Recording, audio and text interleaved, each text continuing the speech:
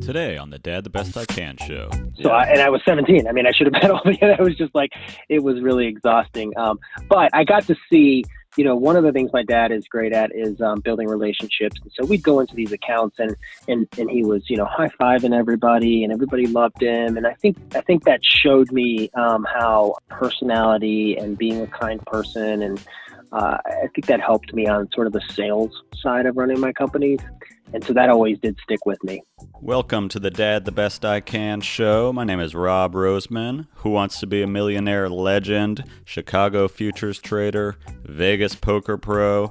Now I'm a dad to 3 kids, ages 7, 5, and 2. Phew!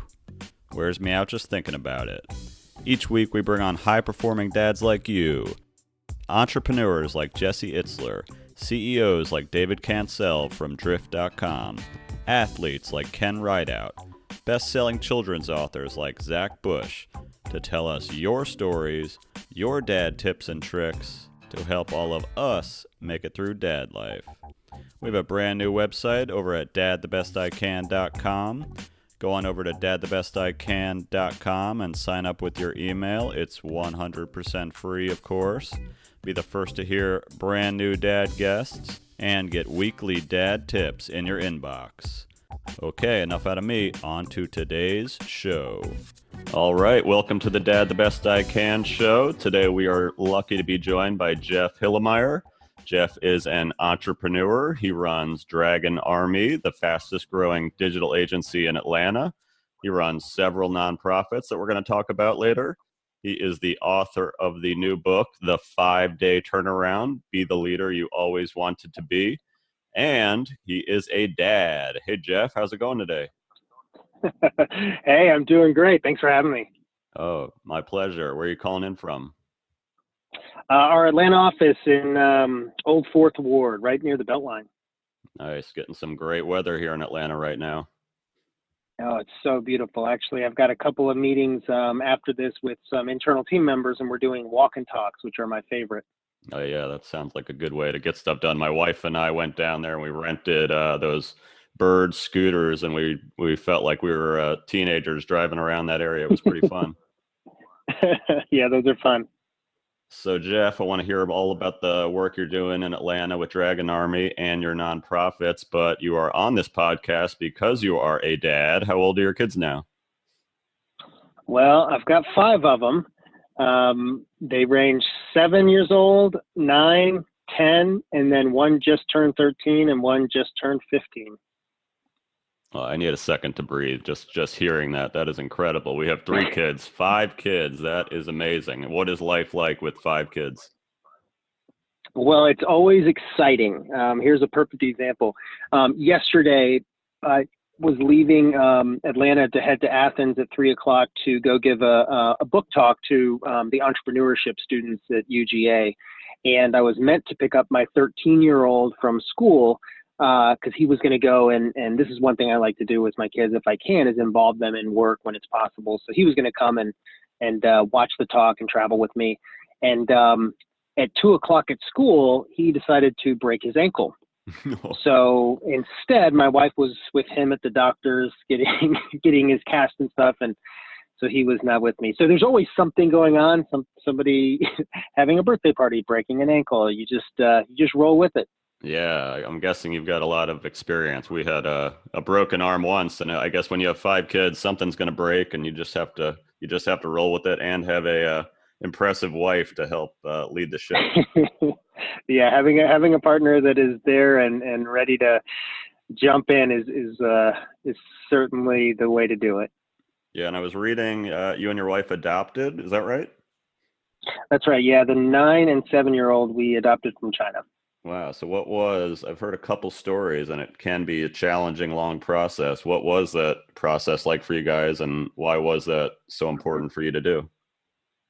Yeah, we had always talked about the possibility of adopting, and then after we had our third, and she was a year or two old, we started to think about whether we even wanted a fourth. And once we wrapped our heads around that, we went back to the idea of adoption. And we just went to a lot of different meetings where we learned about different countries and the needs for adoption. And our heart just really opened up to that idea. And then actually, China used to be a very long process, but it's one of the most buttoned down. It's sort of like you start the process and within a year, you will almost definitely have a child.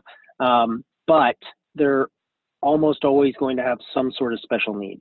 Mm-hmm. If you want a child with no special needs, it could be 5 to 10 years. So China has really prioritized their children who have special needs. So, it took us, I would say around a year from start to finish. It was a tremendous amount of paperwork. You end up going for 2 weeks in China to get your child, and then you spend time going through all the processes that are required. But it's a pretty locked down process. Again, stacks, and they call it a paper pregnancy, stacks and stacks of paperwork. But all in all, we couldn't have asked for a better process. Yeah, so I've talked to a couple people that have done that, but now that I have you on, I've always been curious, how did the siblings take it? What were their thoughts on it? How'd they deal with it? Was there some getting used to having a new brother and sister in the house?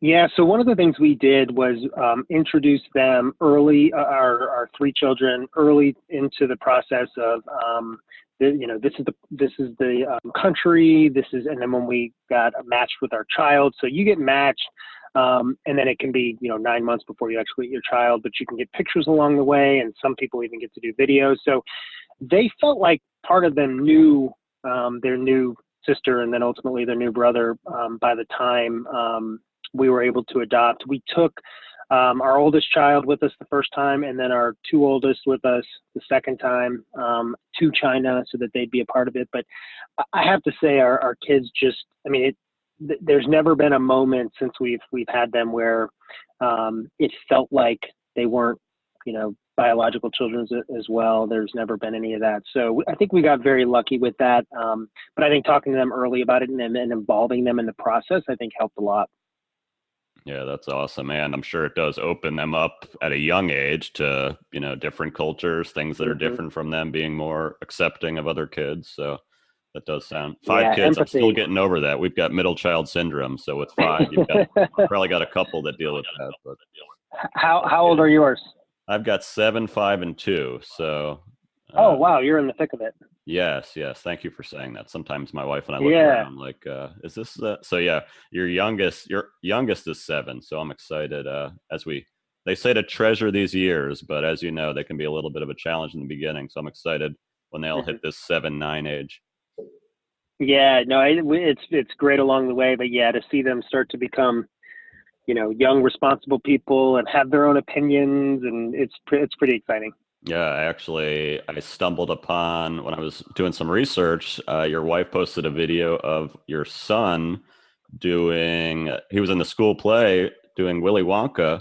I forgot which character he was, but it was great. And I was watching as almost like a proud dad. What does it feel like seeing your kid up on stage, like acting like that? I got to be honest, it is so surreal because neither of us participated in drama ever. Yeah. So we don't know where he gets it, and the braveness of getting up there and doing that. We're sitting there like in astonishment. We go to all of his shows, and it's funny because that particular play, he wanted to be Willy Wonka, and he was like the older, so that their school went through 8th grade, and so he was in 8th grade, and he thought he was going to get that, and basically was telling everybody, yeah, no, I'm certain I'll get that part because, I'm the oldest boy and, I've been doing drama, and then he didn't get that part. And it was heartbreaking for him.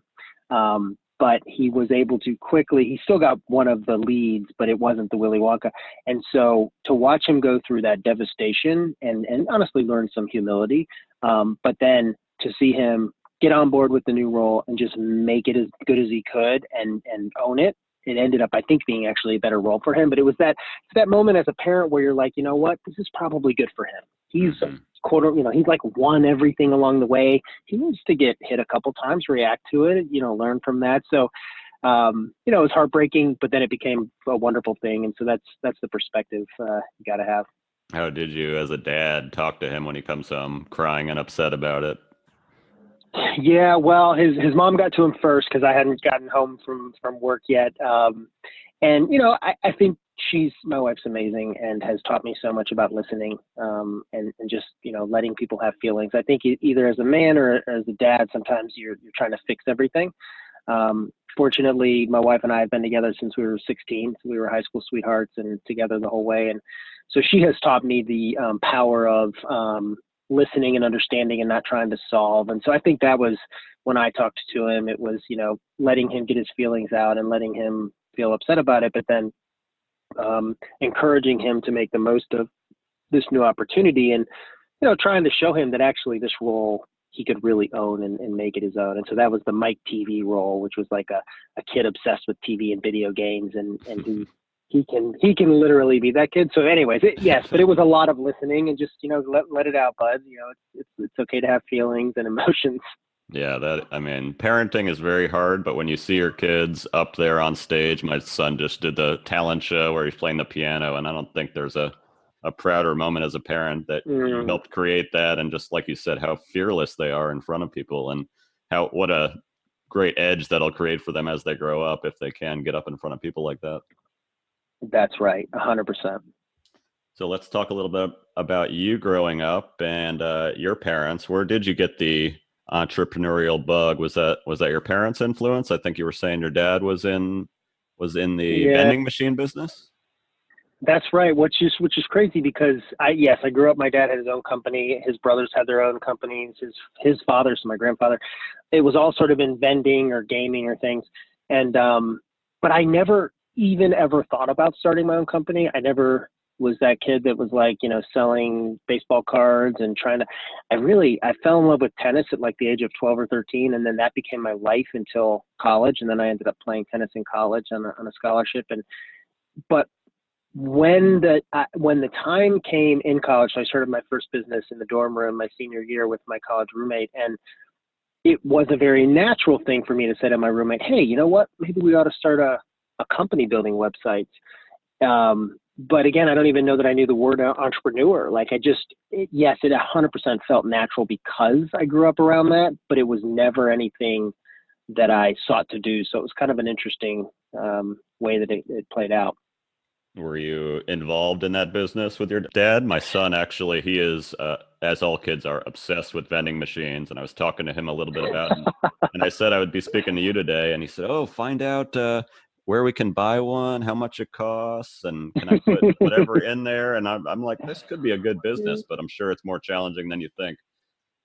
It's a tough business. I remember, so I used to work with my dad and run routes during the summers and stuff, or to make some extra money here and there. And it's exhausting. I remember I was probably like 17, and I went and worked with my dad the first day of summer, and we left at probably 5 or 5:30 in the morning.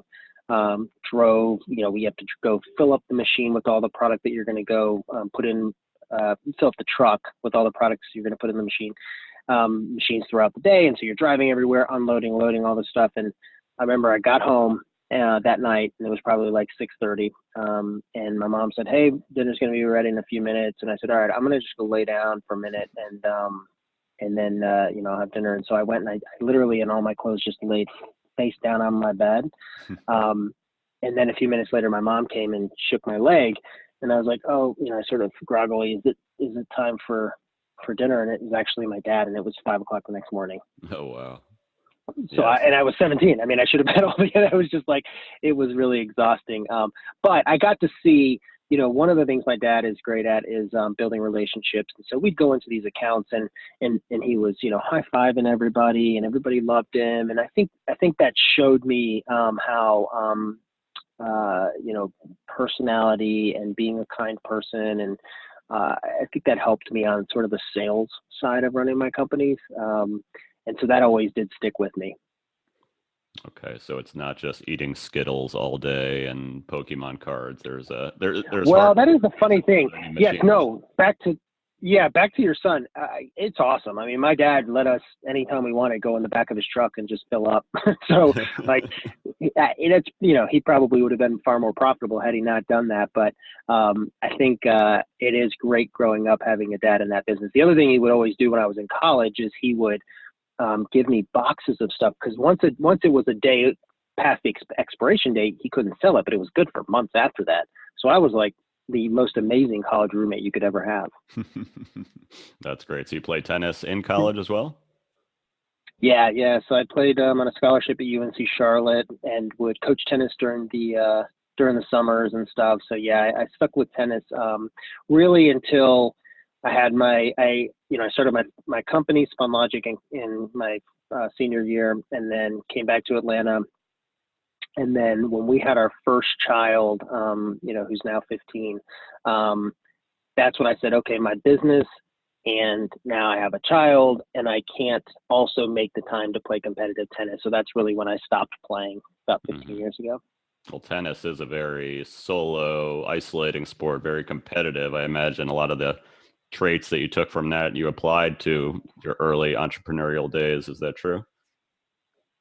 Yeah, no, I would say that's exactly right. And just being a college athlete helped me with time management, helped me with teamwork, the dynamics of a team, all that stuff helped tremendously. But yes, in tennis, what I still love about tennis is that it's all up to you. You are out there mano a mano. You've got to fight through it. You've got to figure it out. There's no coaches that are helping you. They're not allowed to. So I love that about tennis. And the other thing I love about tennis is like if you're a sprinter, what was your sport, by the way, or sports? Yeah, I played tennis up until about early high school, and then you guys started getting too good for me. But yeah, that's one of my favorites. Yeah, so like my son, my 15-year-old runs. He's on the cross-country team. He can sort of line up at the race and know what place he's going to come in. Mm-hmm. It's like he's not going to beat the number one guy ever. I mean, it's just the guy is running. It takes my son 18 minutes to run a 5K, and it takes that guy 15 and a half minutes.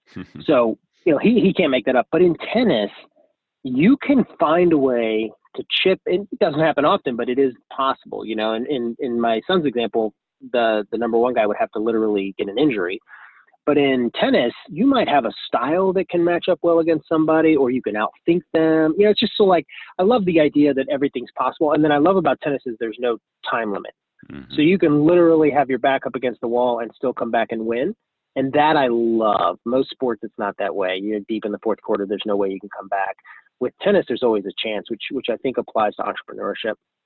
Yeah, I hadn't really thought about it like that, but there is a lot of failure, a lot of, coming back. I think I read a stat that if you're down 5-2 in a set, you still have a almost 40% chance of winning the set or something ridiculous that I couldn't believe. Oh, wow. Like you said. Yeah, no, I hadn't heard that stat, but if you're yeah, down exactly. 20 in basketball, good luck.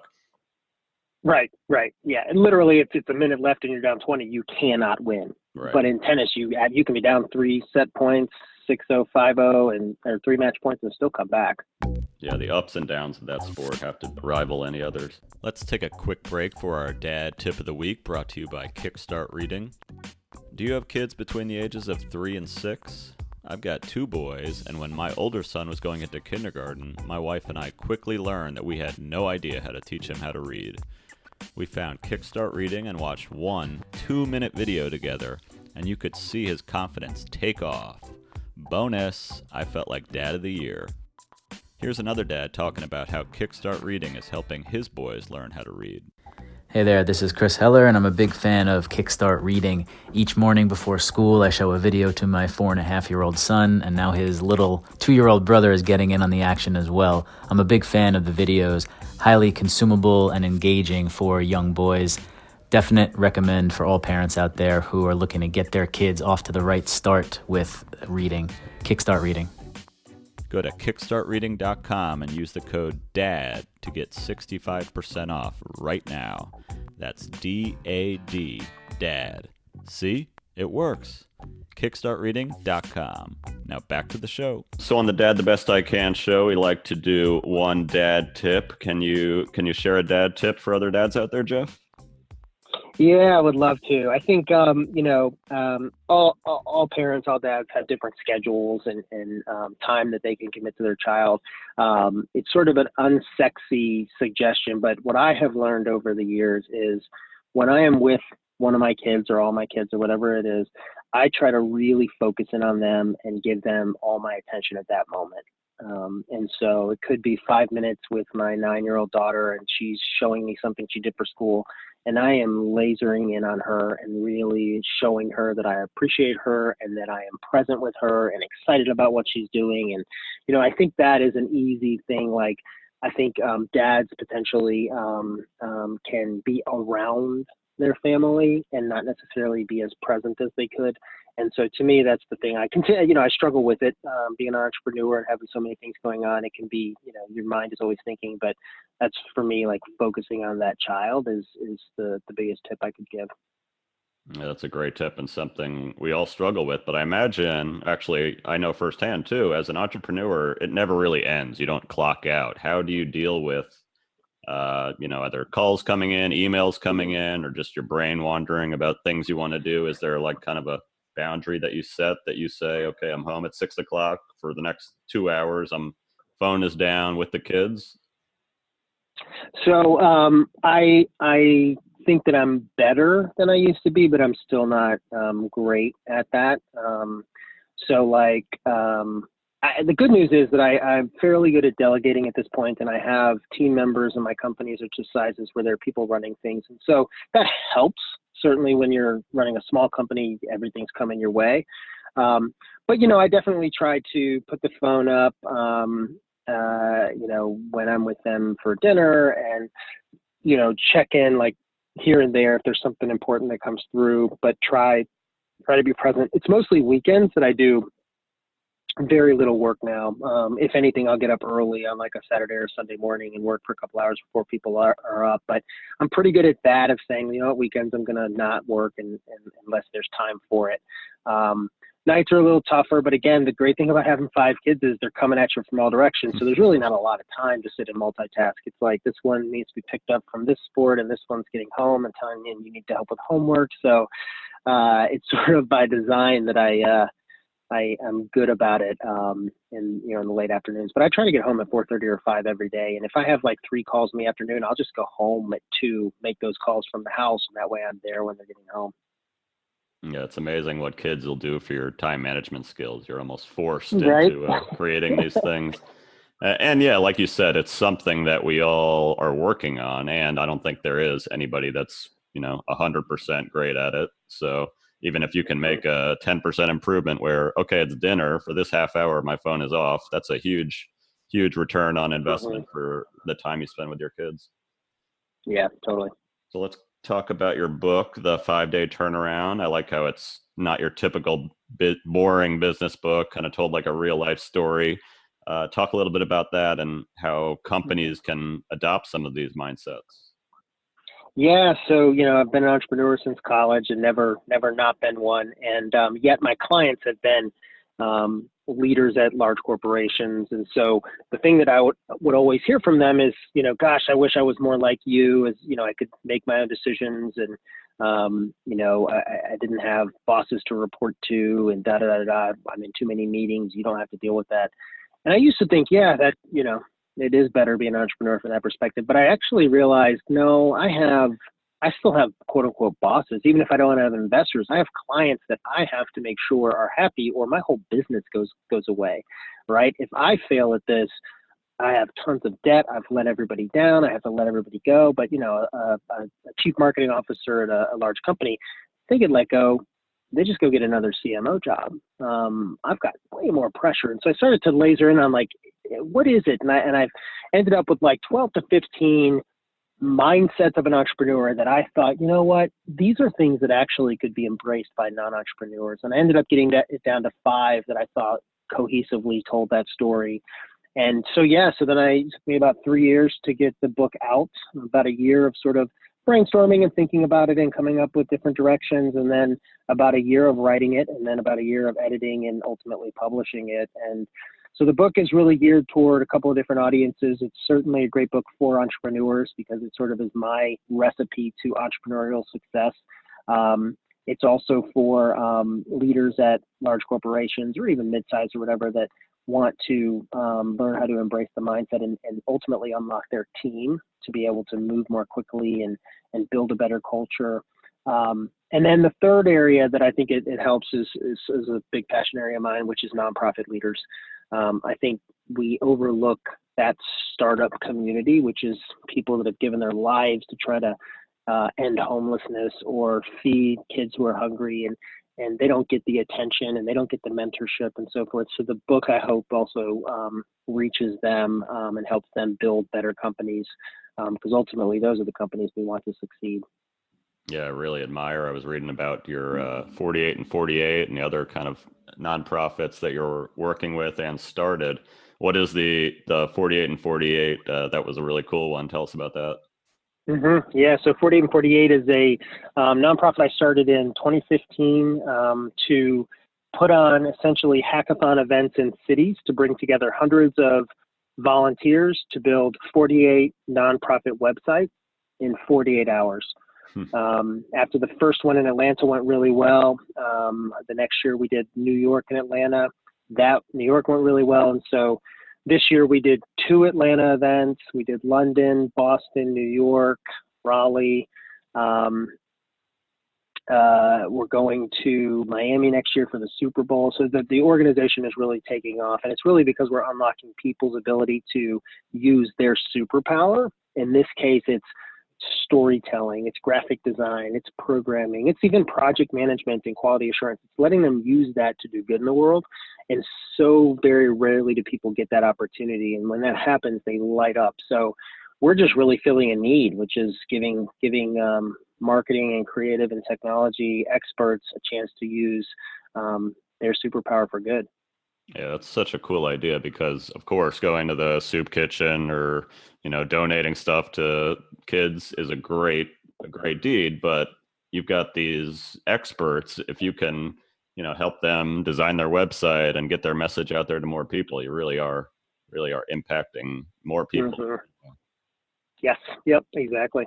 Oh, one tip. I was checking out your book. I think I liked your tip about shortening meetings and how I guess a lot of companies are kind of set in their ways and wasting time. I guess that's a big narrative that runs through the book, and how you can even shorten it and say, okay, this meeting is 18 minutes this time instead of 30. Let's go. Yeah, exactly. And then you do the math on that, and it's like, how many hours, how many weeks of time can you save by doing that? And I believe that Parkinson's law is that work expands to fill the time allotted for it. And so the same thing, if you schedule a meeting for 30 minutes, it's going to take 30 minutes. If you schedule it for an hour, it's going to take an hour. But you don't always need an hour. That's ridiculous to think every single meeting needs to be 60 minutes. So yeah, it's just like hacks of how you can move more quickly and save time and be more efficient. Yeah, that law couldn't be more true, actually. I could talk to you for probably 2 hours about this, but we do have 30 minutes. So before I let you go, are you up for some fun rapid fire questions? Let's do it. All right. I got to sound the buzzer. All right, Jeff. What is the first car you ever owned? Oh, a white Chevy Cavalier. What is your favorite meal to eat for dinner? Lou Malnati's sausage deep dish pizza from Chicago. Oh, I lived in Chicago. That is the best deep dish pizza. Not everybody knows about it, but that's a great choice. Oh, I'm so thrilled you think that. Awesome. We order the frozen sometimes. It's not the same, but it does give you the nostalgia, and it's delicious. Agreed. What is your favorite movie of all time? You can choose comedy, drama, or both. Yeah, it's Jerry Maguire. It's got everything, including an entrepreneurial journey. So that's the one. What is your favorite live concert you've ever seen? It probably has, even though REM is my favorite band, I think James Taylor. I've been to several of his concerts, and I think he's just amazing. Excellent. We saw him in Tanglewood in the Berkshires, and he's incredible. Yeah. And you were a tennis player. What is your proudest athletic achievement growing up? Oh man, honestly, I think it was there was a point in college, because I wasn't the number one player by any stretch, but I worked hard, and there was a point where my coach said to me that said I was the only player that he had that every single point, never gave up, never let a point down and always worked hard. And that to me meant the most, because that's the only thing you can give is your effort. You can't guarantee you're going to be the most talented, but you can give your effort. So I think that's probably it. That's awesome, and a great message to impart on your kids. Jeff, thank you so much for being on the Dad the Best I Can podcast. Where can people learn more about what you're up to? Yeah, and I just want to say I love the podcast and I love what you're doing. So thank you for having me. The best place is just jeffhilimire.com. It's Hilimire. I blog quite a bit there. I also blog the day-to-day of my life on Instagram as well. So I do a lot of sharing there. But yeah, the blog there will let you find my book or other things. I usually blog a couple times a week. So that's the best place. I love it, Jeff. Well, I'm in Atlanta too. Let's catch up for coffee. I want to learn where you get the time to do all of this with 5 kids. So I'm gonna bring my notepad. Appreciate you being on, and we'll talk soon. Yeah, thanks. Thank you guys for listening to the Dad the Best I Can show. Go take 5 seconds, hop on over to dadthebestican.com and sign up with your email to get weekly updates, dad tips in your mailbox. Get your questions answered on the show. That's dadthebestican.com. If you enjoyed it, please subscribe and leave us a 5-star rating on iTunes or Apple Podcasts. Actually, 5 stars, we could do better than that. Brooks? Infinity stars. Cameron, how many stars? Infinity 1,000. You gotta one-up them in this household. Thanks. See ya.